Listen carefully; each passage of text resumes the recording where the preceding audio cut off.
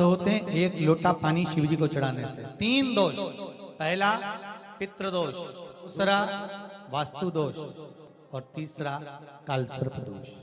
घर में से जल लेकर जाते हैं तो हमारे घर का पानी जब जाता है तो घर का जो वास्तु केंद्र होता है वो रसोई घर होता है। रसोई घर में से जल ले जाकर शिव जी को चढ़ाते हैं तो उससे वास्तु दोष समाप्त होता है। दूसरे नंबर पर है पितृदोष।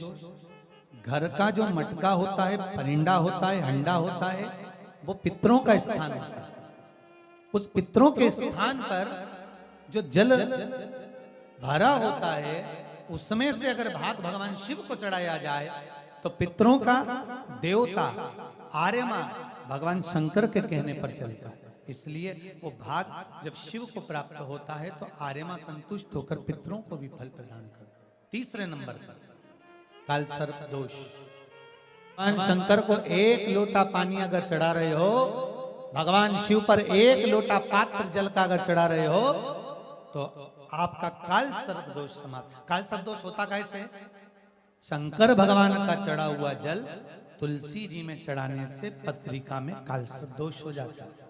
जैसे माँ जो होती है ना, घर की जो माँ होती है, अगर गर्भ में बच्चा है, गर्भ में संतान है, और वो शिव जी पर अगर 1 लोटा पानी जैसे शंकर जी पर जल चढ़ाया, थाली में सारे भगवान को निला लिया, गणेश जी, देवी जी, शंकर जी, सारे देवताओं को एक ही थाली में रखकर स्नान कराकर वो शंकर का चढ़ा हुआ जल जब चढ़ाया जाता है तुलसी जी में ले जाकर लोग डाल देते हैं, उससे जो बच्चा जन्म लेता है उस बच्चे की पत्रिका में कालसर्प दोष